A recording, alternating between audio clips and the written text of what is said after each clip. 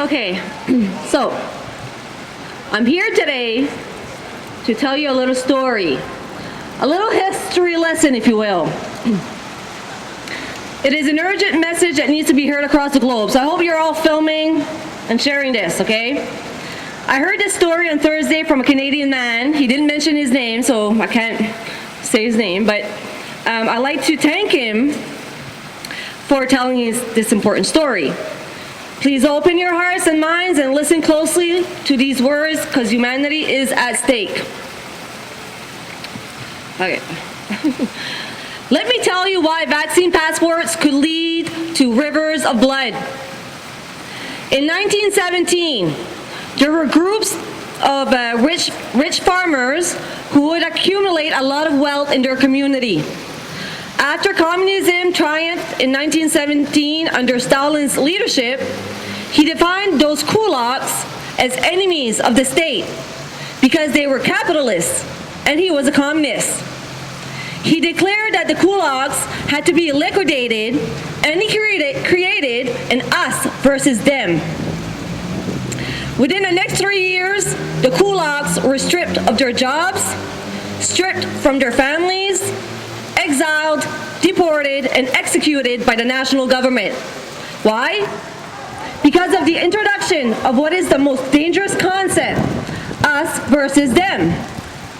Less than 20 years later, a man commandeered an entire generation of people in Germany against one group of people, us versus them.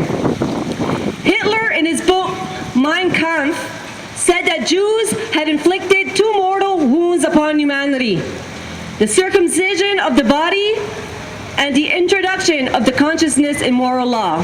That little part, I'm not sure if that's what he actually said, but that's not the point. He hated the Jews and blamed them for every economic and political ill that was happening to the people. Normal people, normal Jews were being hunted down like animals by everyday Germans. Hitler believed in a superior race. He believed that the Aryans were stronger and therefore should survive. They were elevated above everyone else, and the Jews were subdued as the inferior race, and they were marked by a star, so that everyone in society would know who was inferior and who was superior. In a very short time, 6 million Jews were murdered. Hitler inspired an entire people. National government inspired an entire people to hate their neighbor by creating a concept of us versus them. Less than 50 years later, on April 7, 1994, a Hutu president was assassinated, sparking a genocide of proportion the entire world has never seen before. 6 people were killed every minute in 100 days. 800,000 people were murdered. It happened in Africa, in Rwanda. The colonizers believed that the Tutsis had more genetic superiorities than the Hutus, so they gave them better jobs, they gave them better accommodations, they gave them privileges. In fact, the Tutsis were given an identity card that would identify them as a superior race to the Hutus. This ultimately established the same ideology that was established in Stalin's Russia, in Hitler's Germany, and now in Rwanda. I know I'm saying that wrong, but us versus them. Guys, history is clear. In every example, in Rwanda, in Russia, and in Germany, it was the national government that initiated the edict that precipitated the genocide and the atrocities that took place in the land. I'm not against the national government. I am against the C-19 passport.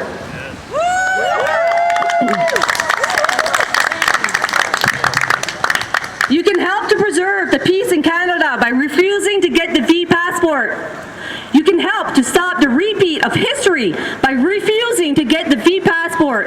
And if you're still not aware of the reality that we're facing, then I'm speaking directly to you, because you are literally the hope that we have left. The V passport passport are no different than the stars that Hitler gave the Jews to deem them as inferior. They're no different than the cards the Rwandians were given to deem them as superior. These V passports will make most people superior over a minority. They will literally create an us versus them. We will be recreating the history of Germany, Rwanda, and Russia again in Canada and all over the world. We may not be able to define our past, but we certainly define our future. Stand with us today and say no to V passports. Whether you are injected or not, say no to the V passport. If you walk into a pub, club, or restaurant and you see a person being discriminated against because they are injected or not, stand with them. If someone is kicked out because they are injected or not, stand with them. We are Canadians. We are nice people. We love our neighbors. This is not who we are. We don't fight our neighbors. We don't create enemies of our brothers and sisters. Stand with us today and preserve the peace and prosperity of this great nation. He finishes off with God bless you. I have more words. Now I'll be speaking from the heart. I might be sorry that you can't see what's going on beyond your reality. I might be sorry that you're unaware that Canada and the whole world is at war. I might be sorry that you can't see that there's a depopulation agenda going on for a very long time now. I might be sorry that the government and media is pushing fear on you 24/7, which help fuel the hate and anger and stop you from thinking critically. I am not sorry, though, for fighting for humanity's survival and my right to choose what I do with my body. You have no right to expect the rest of us to live in fear with you.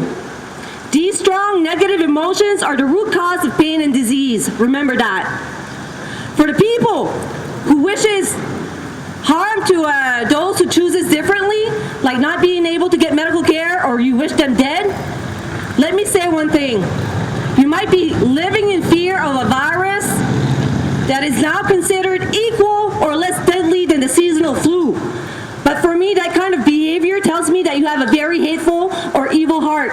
And it doesn't surprise me that you would support an evil and corrupt system.